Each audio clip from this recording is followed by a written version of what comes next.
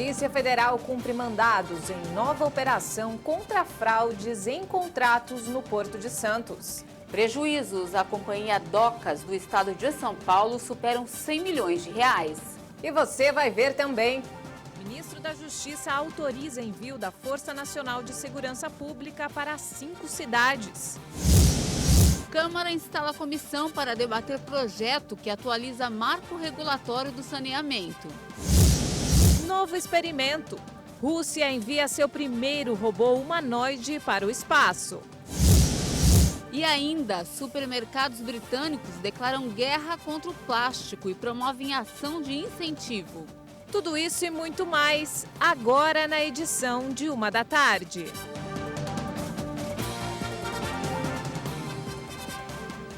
Olá, boa tarde. Estamos chegando com as principais notícias do Brasil e do mundo. Boa tarde para você nesta quinta-feira, dia 22 de agosto de 2019. E vamos saber quais são as notícias mais lidas nos portais na internet. Começamos com o destaque do portal R7. Moradores relatam terremotos em série no interior de São Paulo. Era só o que faltava, né? Na pequena Sales de Oliveira, cidade com cerca de 11 mil habitantes no coração do estado de São Paulo, os moradores afirmam que sentem tremores desde o último dia 13.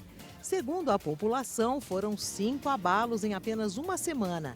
De acordo com o Centro de Sismologia da USP, esse treme-terra o tempo todo é de magnitude muito baixa, menor que 1 na escala Richter, sem capacidade de causar grandes danos. Hein?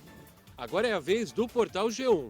Vítima de maus tratos, cachorra é adotada e aprende comandos em Libras para entender tutor em Santa Catarina. Pense em uma conexão entre animal e gente. Agora multiplique a sensibilidade e o amor. Bom, a Dolly aprendeu os sinais de sua tutora Ana Paula Nunes, de 32 anos, que é deficiente auditiva. Vítima de maus tratos quando pequenininha, a Dolly foi adotada pela Ana Paula. E sim, tem conexões que não se medem em palavras, mas sim em gestos. Para fechar no site Só Notícia Boa. Homem emagrece 80 quilos para ser doador e salvar a irmã. Se liga aí na estica que ficou o Jonathan Coronado. Gente, a força do amor fez ele perder 80 quilos para poder doar um rim e salvar a irmã mais nova, a Denise. Ele não podia doar nenhum órgão quando estava acima do peso, 165 quilos. A Denise foi diagnosticada com uma doença rara que inflama os pequenos vasos sanguíneos em órgãos do nosso corpo. Mas agora o importante mesmo é que tudo deu certo e os 2 irmãos estão pra lá de saudáveis. A Polícia Federal investiga fraudes em licitações e contratos na Companhia Docas do Estado de São Paulo. Nessa segunda fase da Operação Tritão, são cumpridos 45 mandados judiciais. Um ex-deputado e mais 18 pessoas já foram presas. A PF apura outros desvios que foram identificados em contratos de licitações ligados ao Porto de Santos. Hoje são cumpridos 21 mandados de prisão temporária e 24 de busca e apreensão. Nessa ação, os alvos da polícia são empresários, um político e ex-diretores da Companhia Docas do Estado de São Paulo. Foram identificados mais 2 contratos com indícios de fraude, um de segurança do porto e outro de fiscalização por drone. Juntos passam de 100 milhões de reais. 9 mandados são cumpridos em Santos, 2 em Guarujá, na Baixada Santista e 1 em Ilhabela, no litoral norte de São Paulo. Os demais são em Bragança Paulista e Serra Negra, no interior de São Paulo, em Duque de Caxias, no Rio de Janeiro, e em Fortaleza, no Ceará. Em uma outra operação da Polícia Federal, investiga um esquema de desvio de recursos públicos federais em Mato Grosso. Ex-deputado, assessores e prefeitos são alvos da ação. A ação batizada de Operação Tapiraguaia deve cumprir 12 mandados de busca e apreensão, 3 de prisões preventivas e 7 medidas cautelares nos municípios mato-grossenses de Cuiabá, São Félix do Araguaia, Serra Nova Dourada, Bom Jesus do Araguaia, Apiacás e também em Brasília. A Polícia Federal busca informações sobre um esquema de desvio de recursos públicos federais e pagamento de propinas nas prefeituras de Confrensa e Serra Nova Dourada. São alvos da operação um ex-deputado federal, 2 assessores, 2 prefeitos, um presidente da comissão de licitação, 2 engenheiros fiscais e um assessor jurídico. As investigações apontam um esquema criminoso entre empresários e políticos da região. Segundo a PF, cerca de R$600 mil teriam sido usados no pagamento de propina, com a justificativa da construção de pontes emergenciais. As licitações realizadas para as obras apresentavam irregularidades e os valores repassados ao deputado eram depositados em contas bancárias de seus assessores ou de empresas vinculadas a eles, sendo que uma delas é fantasma. Os investigados devem responder por organização criminosa, corrupção, lavagem de dinheiro, desvio de recursos públicos e crimes licitatórios. Ladrões se disfarçaram de seguranças para roubar uma estação no Rio Grande do Sul. Veja esse e outros destaques pelo país. Em Porto Alegre, no Rio Grande do Sul, 5 homens invadiram uma estação rodoviária. Eles usavam roupas parecidas com as dos seguranças do local. Os assaltantes levaram celulares dos funcionários e dinheiro do cofre. Ninguém ficou ferido. Os responsáveis pela estação não se manifestaram sobre o caso. Em Curitiba, no Paraná, um professor foi assassinado no estacionamento de uma academia. Jean Carlos dava aulas de luta no local. 2 homens dispararam mais de 30 tiros contra ele. Uma câmera de segurança filmou o momento da ação. Os homens esperaram por cerca de 1 hora pela saída da vítima. Ainda não se sabe a motivação do crime e ninguém foi preso. Em Osasco, na Grande São Paulo, um grupo assaltou um carro forte. Eles atacaram o veículo no momento em que os funcionários da empresa de valores abasteciam um caixa eletrônico. Teve troca de tiros, mas ninguém foi atingido. Os criminosos fugiram.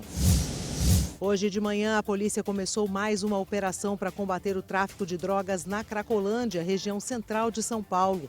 Os agentes devem cumprir pelo menos 40 mandados. A operação, que conta com a participação de 500 homens, é coordenada pelo DENARC e tem o apoio da Polícia Civil e da Guarda Civil.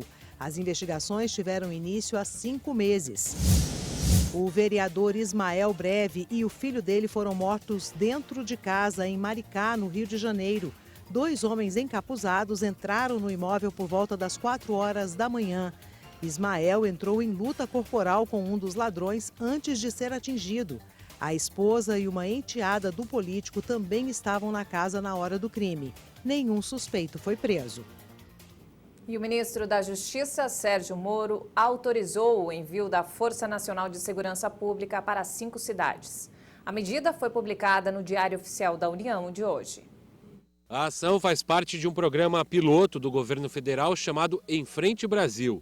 As primeiras cidades que vão receber o programa são Ananindeua, no Pará, Cariacica, no Espírito Santo, Goiânia, a capital do Goiás, Paulista, em Pernambuco e São José dos Pinhais, no Paraná. Neste primeiro momento, as tropas vão atuar no policiamento ostensivo para garantir a ordem pública e a segurança da população. A Força Nacional vai atuar em parcerias nas ações de inteligência com as polícias militar, civil e rodoviária. A ideia é adotar uma série de medidas para combater as causas da violência, de acordo com as características de cada região. Os agentes devem atuar nas áreas de educação, esporte, lazer, cidadania, cultura e empreendedorismo. O governo pretende também estender o programa para outras cidades do país. Os Ministérios dos Direitos Humanos, da Economia, Educação, Cidadania, Saúde e a Casa Civil também atuam nesse programa. O governo divulgou a lista das estatais que serão privatizadas. A Petrobras ficou de fora, pelo menos no que diz respeito ao refino. Pouco antes do anúncio, as ações da empresa subiram 8%. Os papéis das estatais de energia Eletrobras e de telecomunicações Telebrás também tiveram ganhos. O Ibovespa teve alta, recuperando o patamar de 101 mil pontos. Por enquanto, 9 estatais passaram para as mãos da iniciativa privada, entre elas os Correios. A imprensa aguardava o anúncio de 17 estatais, mas o secretário especial de Desestatização e Desenvolvimento do Ministério da Economia, Salim Matar Júnior, anunciou apenas 9. São elas: Engea, empresa gestora de ativos; a BGF, Agência Brasileira Gestora de Fundos Garantidores e Garantias; CEAGESP, Companhia de Entrepostos e Armazéns Gerais de São Paulo; Ceitec, Centro de Excelência em Tecnologia Eletrônica Avançada; Codesp, Companhia Docas do Estado de São Paulo; Serpro, Dataprev, Correios e Telebrás. Também foram anunciadas outras companhias que já tinham a privatização aprovada: Casa da Moeda, CBTU, Companhia Brasileira de Trens Urbanos; Transurb, Empresa de Trens Urbanos de Porto Alegre; Ceasa Minas, Lotex e Codesa, Porto de São Sebastião. Ainda na reunião, ministros e secretários anunciaram que a Eletrobras e a EBC, conglomerado de mídia, ficam de fora da lista por enquanto. No caso da EBC, não há nada definido. E no caso da Eletrobras, é preciso aguardar a aprovação do Congresso. A viabilidade do plano, contudo, ainda depende de análise do Banco Nacional de Desenvolvimento Econômico e Social, o BNDES. Segundo o ministro da Casa Civil, Onyx Lorenzoni, a carteira atual do PPI está estimada em R$1,3 trilhão. Com o anúncio feito nesta quarta-feira, a estimativa do governo é passar para R$2 trilhões. Antes da reunião, o ministro da Economia, Paulo Guedes, se encontrou com o presidente da Câmara, Rodrigo Maia, para falar sobre o caso da Eletrobras. Guedes disse que é clara a necessidade de se privatizar o quanto antes as estatais para reacender a economia brasileira. Como o combate à inflação levou tempo demais, acumulamos uma dívida muito grande, quase R$5 trilhões, os estados colapsaram financeiramente, os municípios colapsaram, e aquele aparato, aquele leviatã estatal que cuidava da infraestrutura, começou a definhar. Está evidente que a sociedade brasileira precisa de recursos na área de saúde, saneamento, educação. Então, essa transformação econômica tem que ser feita.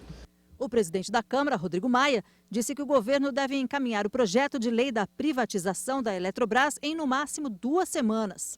Aqui é importante mostrar que os recursos necessários para o sistema Eletrobras está sendo retirado dos investimentos em educação, dos investimentos em saúde, dos investimentos em infraestrutura, está sendo retirado, né, das despesas que podem transformar a vida das pessoas. Se o setor privado, se o capital nacional estrangeiro está disposto a colocar dinheiro no setor elétrico, no setor de saneamento, por que a gente vai ter que gerar obstáculos e problemas para o investimento privado? Nós temos que, ao contrário, ter uma regulação forte, que a gente obrigue investimento das empresas privadas nessas áreas e que a gente possa avançar. Por isso que esse é um tema que a gente quer trabalhar com o governo, mostrando aos deputados de Minas e de parte do Nordeste que a gente vai ter recurso, por exemplo, para revitalizar o São Francisco, mais recursos. A Eletrobras tem hoje 30%, 31%, 32% da geração de energia no Brasil e tem aí uns 43%, 44% da distribuição, da transmissão. E caso ela não consiga manter o ritmo de investimentos, ela vai colapsar. Ela daqui a 10 anos ela está com menos de 10% em tudo isso. Ela vai ficar desimportante. E veja a seguir, novo experimento. Rússia envia seu primeiro robô humanoide para o espaço. E ainda, supermercados britânicos declaram guerra contra o plástico e promovem ação de incentivo. Os detalhes em instantes. Até já!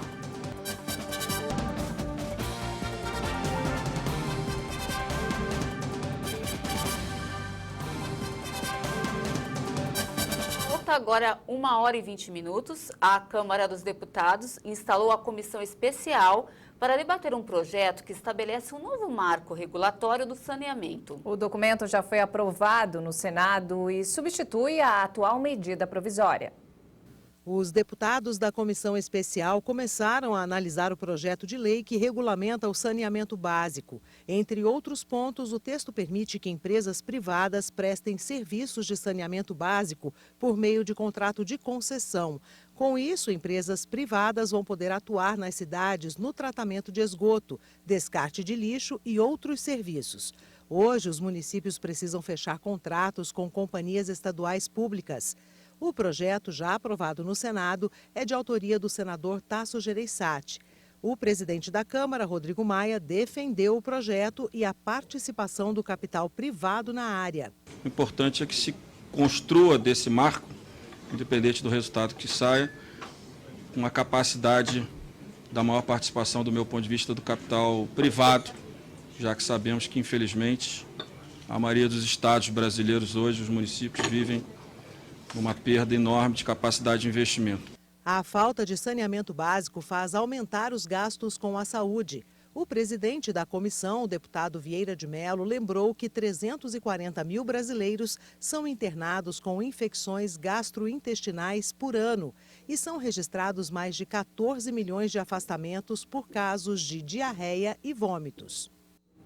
E um idoso morreu durante um incêndio na casa de repouso onde vivia no interior de São Paulo. Está na hora de dar um giro e ver outros destaques pelo país.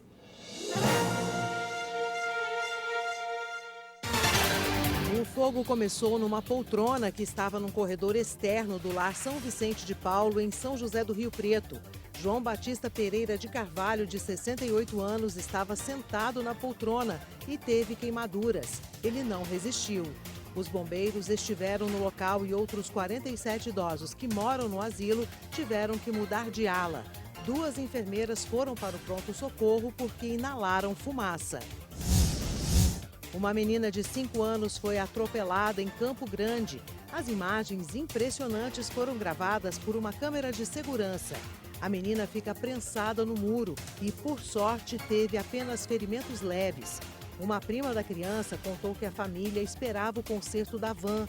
O pai chegou para ajudar e estacionou atrás da van. Foi quando veio outro carro e bateu. O motorista até tentou fugir, mas a polícia pegou. Como a documentação estava em dia e ele não tinha sinais de embriaguez, foi liberado. A deputada federal Flor de Lis negou que tenha planejado a morte do marido, o pastor Anderson do Carmo. Um dos filhos adotivos da deputada, o vereador conhecido como Misael, é quem fez a acusação. Ele disse que a mãe manipulou os filhos até encontrar um que tivesse coragem para executar o marido. Flor de Lis afirmou que a declaração do filho é sórdida e resultado de uma disputa política. O pastor Anderson foi assassinado há 2 meses quando chegava em casa, em Niterói. E 6 pessoas foram vítimas de uma chacina na cidade de Touros, litoral do Rio Grande do Norte. 5 mulheres e um homem, quase todos da mesma família, foram assassinados nas 2 casas vizinhas. A polícia disse que cerca de 4 homens chegaram em 2 carros e se dividiram entre as casas. Eles entraram arrombando os portões. Entre os mortos estão 2 adolescentes, uma de 13 e uma de 15 anos. Pelo menos mais 10 crianças estavam nos imóveis, mas não foram feridas. E até agora, ninguém foi preso. No destaque internacional, olha que bacana, um robô humanoide foi enviado ao espaço pela Rússia e deve passar um período na Estação Espacial Internacional. O robô vai participar de diferentes atividades para testar o uso desse tipo de máquina na exploração do espaço.